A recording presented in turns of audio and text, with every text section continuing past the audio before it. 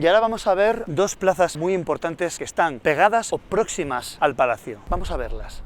En uno de los lados del palacio tenemos la Plaza de Parejas. Un espacio muy amplio que está semiabierto porque solamente está la Casa de los Fogones y la Casa de los Oficios y Caballeros para cerrarla. Por otro lado, es bastante amplia. ¿Por qué se llama de Parejas? Porque aquí se hacían unos juegos de caballos a medio camino entre el ballet y la disciplina militar que se hacía a través de parejas. Por eso se llama así. Pero lo más interesante es que en este lugar se hizo durante muchísimos años fue campo de fútbol. Estamos en la Plaza de San Antonio. Detrás de mí, la iglesia de San Antonio, con ese remate en bulbo que se veía a lo lejos. Y esos dos brazos, que son dos arcadas con columnas con forma de pilar rectangular, que ayudan a abrazar toda la plaza y a unir las diferentes partes. Por ejemplo, toda esta arcada de la Casa de Oficios y Caballeros y Casa de Infantes. Todo queda como en un uno. Vale, no es Bolonia, pero no va mal de arcos, ¿eh? También conocida como Fuente de Mariblanca. Lo que nos recuerda a una estatua muy famosa, helenística, que es la famosa Venus Calipigia, la de las nalgas bellas. No es exactamente lo mismo, pero si la vemos por detrás, vemos que tiene un interesante culo. Nada mal para una plaza tan señorial y eclesiástica. Ya en tiempos de Carlos V se intentó hacer el primer jardín botánico del mundo. No llegó a ser tal, pero Felipe II ya encargó traer un montón de especies vegetales de todo el mundo. Era una España ganadora, conquistadora, pero también con un interés científico e intelectual. De ahí estos fabulosos jardines plagados de especies de todo el mundo, que tanto inspiraron al maestro Rodrigo para hacer su famoso Concierto de Aranjuez.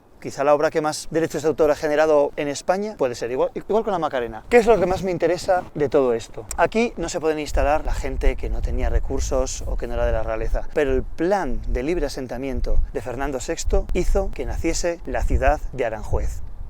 Estamos con un invitado ilustre, un verdadero lujo, una persona a la que admiro muchísimo. Él es Víctor Cabezuelo, de la banda Rufus T, y ahora le voy a preguntar cómo se pronuncia, porque no tengo muy claro cómo decirlo. Yo tampoco lo tengo muy claro, yo diría Firefly, por decir algo, ¿no? Porque somos de Aranjuez, entonces no vamos a decir Firefly. Hoy vamos a ver la estación de tren de Aranjuez. Hay que recordar que Madrid-Aranjuez es la segunda línea que hubo en la península de tren. Encima mi papá es ferroviario, por tanto para mí tiene mucho, pero tú como músico, que siempre estamos en movimiento, ¿qué es para ti la estación de Aranjuez?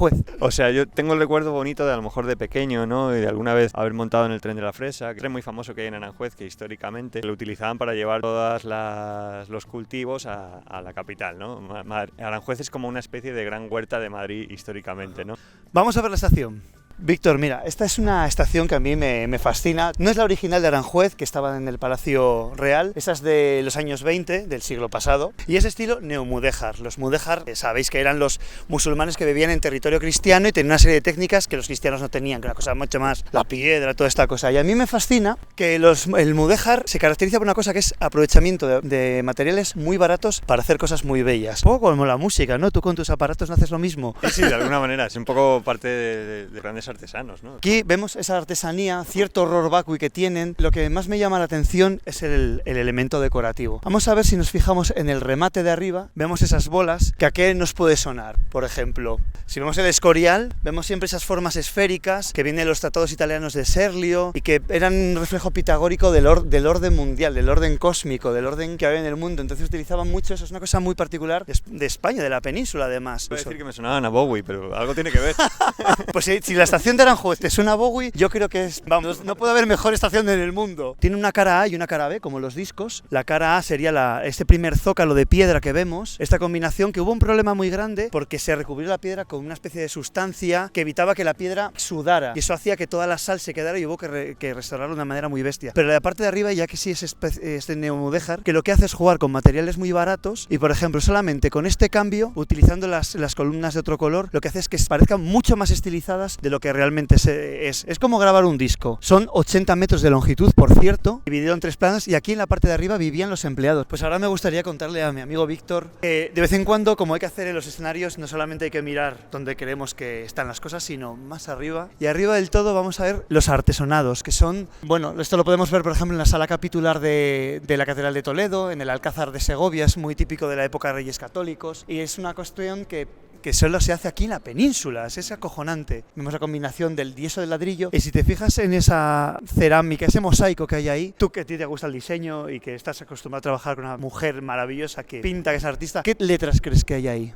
Bueno, parece una M, una A y una Z. Pues muy bien, es MZA porque es el logo de la compañía Madrid-Zaragoza, que salía desde aquí, una de las grandes compañías que había en España. Vamos a ir al último capítulo para cerrar con algo muy curioso que hay. Me contabas que tú de pequeño veías unas cerámicas, unos mosaicos en el paso subterráneo. Sí, yo tengo el recuerdo de pequeñín, de cuando bajábamos a pillar el tren, por el paso subterráneo había unos mosaicos increíbles que me gustaban un montón y que eran muy bonitos. Hace un tiempo que no los veo. Por dentro la estación es como más moderna y no sé en qué quedó la cosa, si se lo han llevado, si está ahí, no tengo ni idea. Me alegro que me lo digas porque yo no sabía, no los localizaba. Son unos mosaicos de un famoso ceramista, mosaiquista genovés que se llama Mario Maragliano, que curiosamente se formó en la Escuela de Música de Génova, era músico, un especialista increíble y lo dejó todo por hacer mosaicos. Hacemos un llamamiento también, incluso al Ayuntamiento de Aranjuez, para que recuperen estos mosaicos porque eran espectaculares, se redescubrieron en el año 90 y yo también hago un llamamiento para que Julia, la gran batería de Rufus, no sé, haga unos mosaicos o un algo para esta estación. ¿Tú se lo dirías? Hombre, sería increíble, mejoraría mucho la estación, ¿eh? Y mira que es bonita, pero si Julia mete mano aquí, vamos.